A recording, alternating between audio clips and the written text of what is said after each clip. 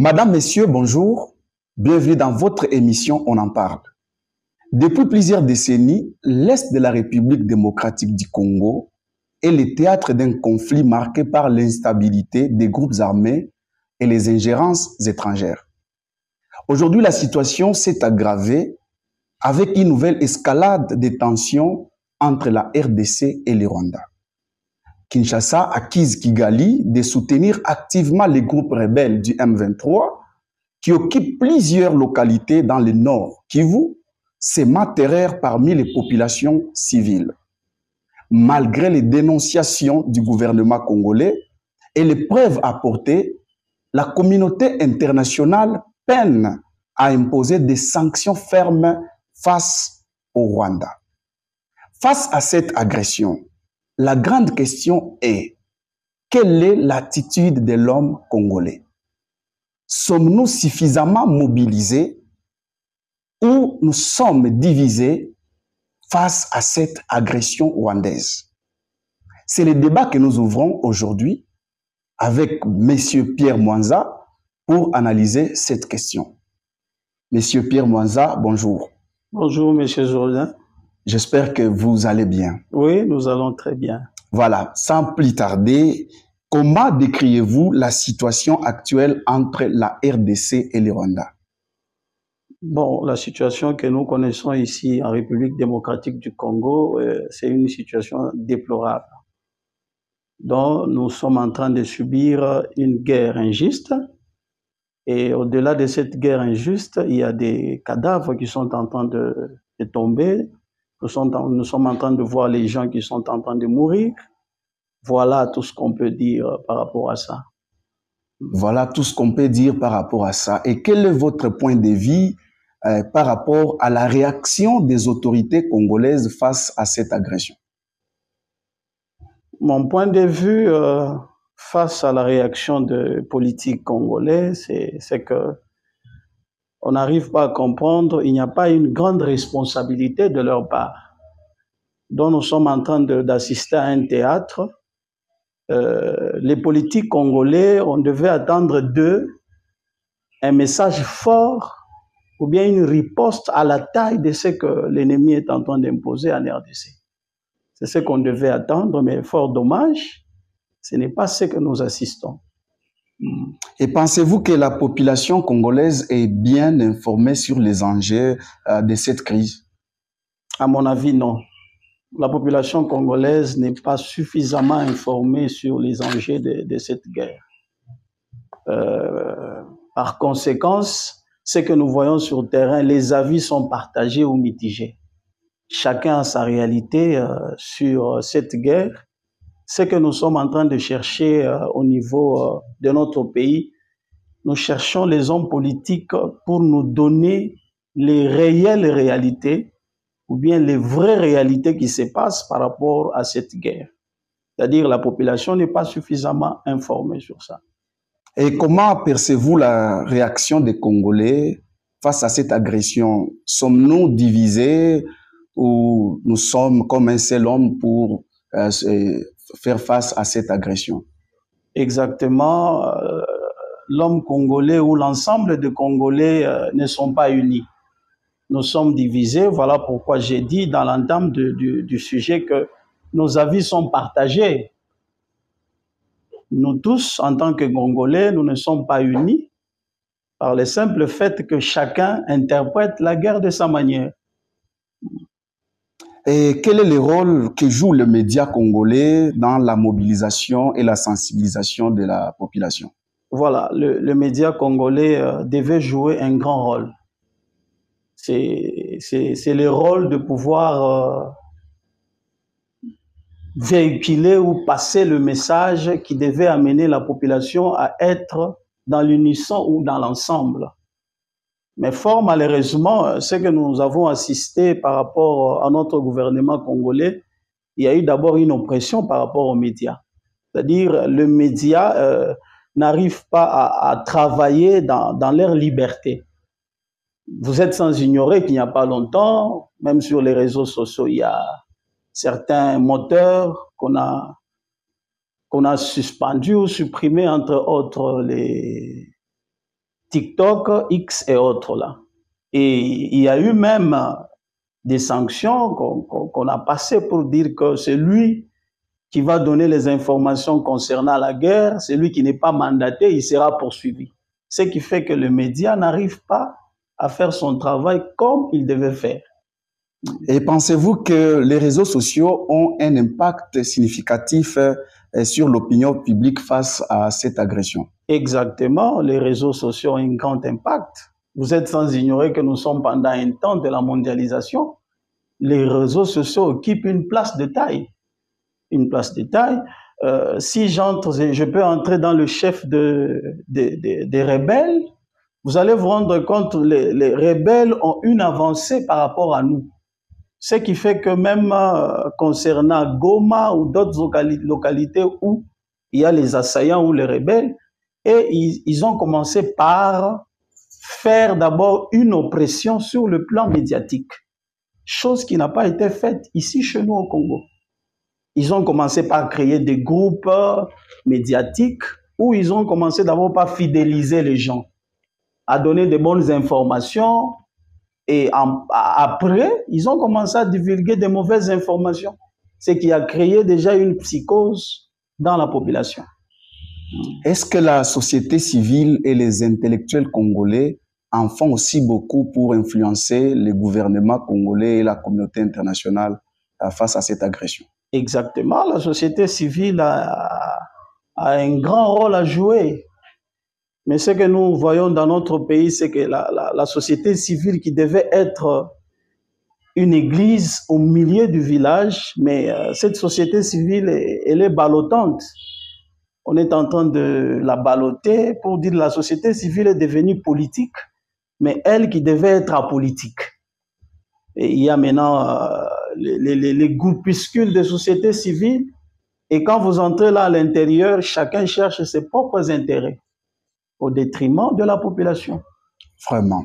Et comment analysez-vous la position de la communauté internationale face à ces conflits?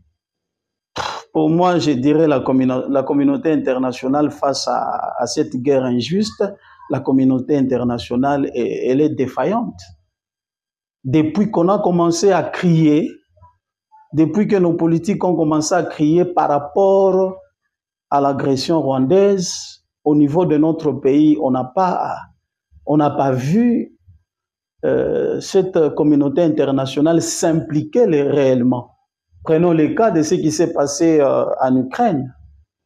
L'Ukraine est en guerre, mais quand on a vu la communauté internationale s'est impliquée, il y a eu quand même des bonnes retombées, chose qui n'a pas été faite ici en République démocratique du Congo. Là déjà, nous commençons à nous poser des questions. Il y a une mèche. La communauté internationale, donc, elle est complice, si on peut être direct avec elle plutôt. Et vous pensez que les Congolais devraient-ils faire davantage pression sur les dirigeants pour qu'ils adoptent une approche très ferme par rapport à cette situation? Exactement. À mon humble avis, la force qui nous reste maintenant en République démocratique du Congo, c'est la population. Si la population s'élève, si la population arrive à faire une pression à la taille de ce que l'ennemi est en train de faire, je crois, on aura une bonne solution. On aura une bonne solution. Oui. Et que pensez-vous de l'attitude des pays voisins et l'Union africaine? Les pays voisins et l'Union africaine, c'est l'inactivité que nous assistons. Il y a une activité, il n'y a pas longtemps, quand il y a eu en Tanzanie, la SADC et autres là, bon, au finish de ces sommets-là, il n'y a rien qui a eu comme solution. Il n'y a rien qui a eu comme solution. Même quand nous voyons nos pays voisins, les troupes qu'ils amènent ou qu'ils envoient au niveau de notre pays, mais nous assistons, ce sont des illusions. Par exemple, un pays qui vous envoie 500 militaires ou 1000 militaires, qu'est-ce qu'ils vont faire au niveau d'eux? Pendant que il y a une partie de la République est assiégée par les ennemis. Et selon vous, que devrait faire le peuple congolais pour mieux défendre la souveraineté nationale? Selon moi, le peuple congolais doit se lever. Le peuple congolais doit se lever pour comprendre que les politiques en général ont échoué. La communauté internationale a échoué. Nos pays voisins ont échoué. Je crois que la seule arme qui nous reste, c'est nous, la population congolaise.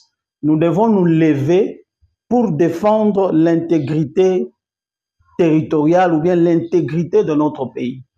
Nous devons nous lever et puis nous devons éviter les discours qui nous divisent. Ici, c'est le Congo qui est en guerre. C'est notre République.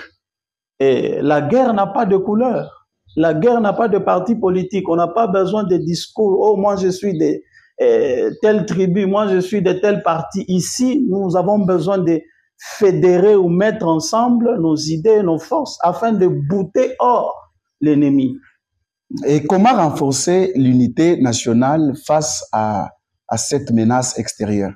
Voilà, pour renforcer l'unité nationale face à cette menace extérieure, il y a plusieurs solutions. Oui. Il y a plusieurs solutions, comme nous sommes en train de voir la CENCO et l'ECC, qui cherchent un peu à aller ci et là pour parler avec les gens qui sont du côté de rebelles. Je crois que c'est une solution. L'Église peut nous aider de beaucoup parce que l'Église prêche l'amour. Nous avons besoin d'un message d'amour.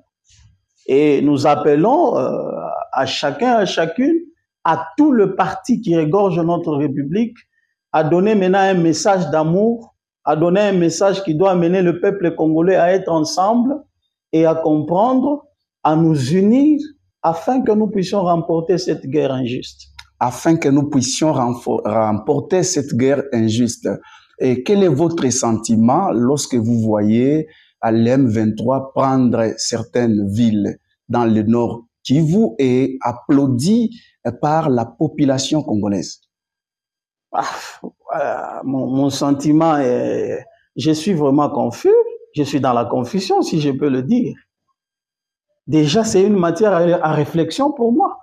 Comment un peuple peut accueillir les assaillants ou les rebelles à bras ouverts avec des cris, avec des chants? Directement, on est en train de se dire qu'il y a de quoi réfléchir sur ça. Il y a de quoi réfléchir. Comment la population peut accueillir les rebelles à bras ouverts? Moi, pour moi, je suis confus. Et là, c'est une matière à réflexion. Ça m'amène à réfléchir qu'est-ce qui se passe réellement du côté de la population ou ce que nous assistons dans notre pays. Et comment chacun peut-il s'impliquer à son échelle pour défendre la RDC? Ok, chacun à son niveau doit s'impliquer. Nous devons éviter les messages qui apportent la confusion dans la population. Chacun doit s'impliquer pour... nous devons d'abord comprendre que c'est toute la République qui est en guerre.